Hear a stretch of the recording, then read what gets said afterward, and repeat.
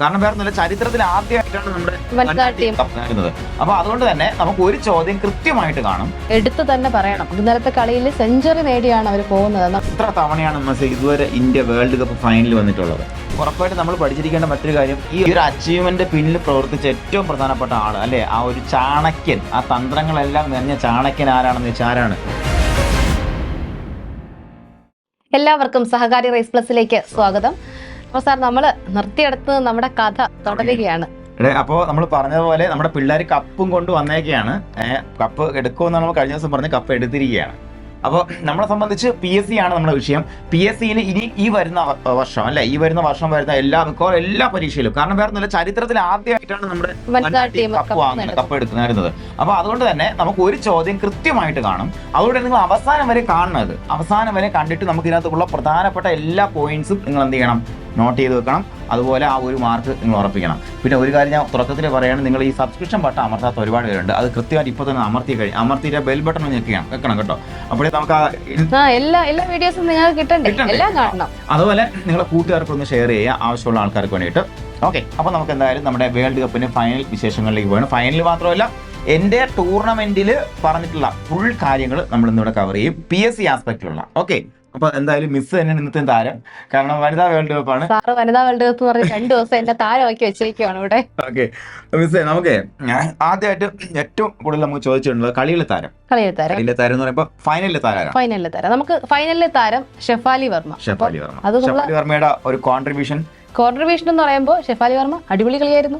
ഷെഫാലി വർമ്മ 78 ബോളിൽ 87 റൺസ്. ആ ഒരു കളിയിൽ ഏറ്റവും വേഗത്തിൽ പെട്ടെന്ന് തന്നെ ആ ഒരു റൺസ്. അതെ, അതായത് നമ്മുടെ കളിയുടെ ഗതി മാറ്റിയ ഒരു ഇന്നിങ്സ് എന്ന് വേണമെങ്കിൽ പറയാം. കാരണം പ്രതികാർ റാവലിന് പരിക്കായിട്ട് പുറത്തോട്ട് പോകുമ്പോഴത്തേക്കാണ് ഷെഫാലി വരുന്നത്, റിട്ടയർഡ് ആയിട്ടാണ് വരുന്നത്. അപ്പോൾ ആ സമയത്ത് കളിയുടെ ഗതി മാറ്റുന്ന തരത്തിലും വളരെ ആക്രമിച്ച് കളിച്ച് ആണ് ഷെഫാലിയുടെ. മാത്രമല്ല പന്ത് കൊണ്ടുള്ള ഒരു 2 വിക്കറ്റുകൾ നേടിയ പന്ത് കൊണ്ടുകൂടെ അദ്ദേഹം കോൺട്രിബ്യൂട്ട് ചെയ്യുന്നതാണ്. 7 ഓവർ അധികം റൺസ് വഴങ്ങിയില്ല. അങ്ങനെയുള്ള എല്ലാ ഗുണങ്ങളോട് ചേർത്താണ് ഷെഫാലി വർമ്മ നമ്മുടെ കളിയിലെ താരമായിട്ട് മാറിയത്. അപ്പൊ നമ്മൾ ഇന്നലെ ക്യാപ്റ്റനെ പഠിച്ചു. ക്യാപ്റ്റൻ ആരായിരുന്നു? എല്ലാരും ഒന്ന് പെട്ടെന്ന് ആരായിരുന്നു? ഹർമൻപ്രീത് കൗർ. അതാണ് നമുക്ക് ഫൈനലാണ് വേണ്ടത്. സിംഗ് ആണോ കൗർ ആണോ എന്നുള്ളത് മാറിപ്പോയത്. ഓപ്ഷൻ മാറാൻ സാധ്യതയുള്ള അത് ചോദിക്കും കേട്ടോ. കൗറും സിംഗും നിങ്ങൾക്ക് അവിടെ മാറിപ്പോവും. അതുകൊണ്ട് ഇത് ഇപ്പോഴേ പഠിച്ചു വെച്ചു വേണം. ഇനി അടുത്തത് നമുക്ക് കളിയിലെ താരം, ഫൈനലിലെ താരമായി ആരാണ്? ഷെഫാലി വർമ്മ. ഇനി അടുത്തതായിട്ട് നമുക്ക് വരാൻ പോകുന്നത് ടൂർണമെന്റിലെ താരം. എന്റെ ടൂർണമെന്റ് എടുക്കുമ്പോൾ ഫുൾ ഒരു ദീപ്തിയായിരുന്നു, നല്ലൊരു അപ്പൊ നമ്മുടെ ദീപ്തി ശർമ്മയാണ് നമ്മുടെ ടൂർണമെന്റിലെ താരമായി മാറിയിരിക്കുന്നത്. ഓക്കെ, അപ്പൊ 3 പേര് പഠിച്ചു. ഷെഫാലി വർമ്മ, ഹർമൻപ്രീത് കൗർ, അതുപോലെ പഠിച്ചാണ് നമ്മൾ. പിന്നെ എന്താണ്? ദീപ്തി ശർമ്മ. ടൂർണമെന്റ് മുഴുവൻ നല്ല ദീപ്തപൂർണ്ണമായിരുന്നു എന്ന് ഓർത്തു കഴിഞ്ഞാൽ ദീപ്തി ഓർക്കാൻ പറ്റും. ഓർക്കാനുള്ള ഹിന്റ് കൂടെ തന്നിട്ടാണ് പോകുന്നത്. അപ്പൊ നമ്മള് വേദി മറക്കാതിരിക്കുക. വേദികൾ ഒന്ന് കൺസോൾട്ട് ചെയ്യാം. വേദി നമ്മുടെ ഇന്ത്യയും ശ്രീലങ്കയും സംയുക്തമായിട്ടാണ് ഫൈനലിന്റെ വേദി. ഫൈനൽ നടന്നത് നമ്മുടെ മുംബൈയിലെ നമ്മുടെ DY പാട്ടീൽ സ്റ്റേഡിയം. അപ്പൊ ആ സ്റ്റേഡിയത്തിന്റെ പേര് മറക്കരുത്. DY പാട്ടീൽ സ്റ്റേഡിയം സ്ഥിതി ചെയ്യുന്നത് നാവി മുംബൈയിലാണ്. നാവി മുംബൈയിലാണ് സ്ഥിതി ചെയ്യുന്നത്. DY പാട്ടീൽ സ്റ്റേഡിയത്തിലായിരുന്നു കളി നടന്നതും. അപ്പോൾ വിന്നിംഗ് ടീമിനെ കുറിച്ചുള്ള പ്രധാനപ്പെട്ട പോയിന്റ്സ് എല്ലാം പറഞ്ഞു. ശരിക്കും പറഞ്ഞാൽ നമ്മുടെ ലൂസിംഗ് സൈഡിലുള്ള ക്യാപ്റ്റൻ എടുത്തു തന്നെ പറയണം, ഇന്നലത്തെ കളിയിൽ സെഞ്ചുറി നേടിയാണ് അവർ പോകുന്നത്, നമ്മുടെ ലോറ വോൾവോർട്ട്. അതെ, ശരിക്കുള്ള ക്രിക്കറ്റ് ആരാധകരുടെ ഹൃദയം അവർ കൊണ്ടുപോയി എന്നാണ് പറയുന്നത്. അങ്ങനെ 2 ദിവസം ബന്ധിച്ചൊന്ന് കളി പറയാം. ഇന്നലെ രാത്രി തുടങ്ങിയിട്ട് 12 മണിക്ക് ശേഷമല്ലേ കഴിഞ്ഞത്. മഴ കാരണം കളി നീണ്ടുപോയി. അതുപോലെ അവരുടെ സെഞ്ചുറി പ്രകടനം ഒരിക്കലും മാറ്റി നിർത്താൻ കഴിയില്ല. ഒരുപക്ഷെ റിസൾട്ട് തിരിച്ചായിരുന്നുണ്ടെങ്കിൽ അവരാണ് കളിയെ താരമായിട്ട് വരേണ്ടത്. അല്ല, നമ്മൾ ഇപ്പൊ ഇന്ത്യ കപ്പടിച്ചു, എല്ലാവരും സ്റ്റാറ്റസ് ഷെയർ ചെയ്യുന്നുണ്ട്. അതിനോടൊപ്പം നമ്മളെല്ലാവരും ലോറയുടെ ചിത്രവും ഷെയർ ചെയ്യുന്നുണ്ട്. അപ്പൊ പേരൊന്നും ഓർക്കാം, ആരാണ്? ലോറ വോൾവോർട്ട് ആണ് നമ്മുടെ ദക്ഷിണാഫ്രിക്കയുടെ ക്യാപ്റ്റനായിട്ട് വന്നത്. അപ്പൊ 3ാമത്തെ തവണയാണ് നമ്മുടെ 50-50 വേൾഡ് കപ്പ് ഇന്ത്യയിലേക്ക് വരുന്നത്. ആദ്യം നമ്മുടെ കപിലിന്റെ ചെകുത്താന്മാർ കൊണ്ടുവന്നു, അത് കഴിഞ്ഞ് ധോണിയുടെ ചുണക്കുട്ടികൾ കൊണ്ടുവന്നു. ഇപ്പൊ ഇനി ഈ ടീം എങ്ങനെയായിരിക്കും അറിയപ്പെടാൻ പോകുന്നത്? നമ്മുടെ ഹർമൻപ്രീത് കൗറിന്റെ പേരിലാണ് അറിയപ്പെടാൻ പോകുന്നത്.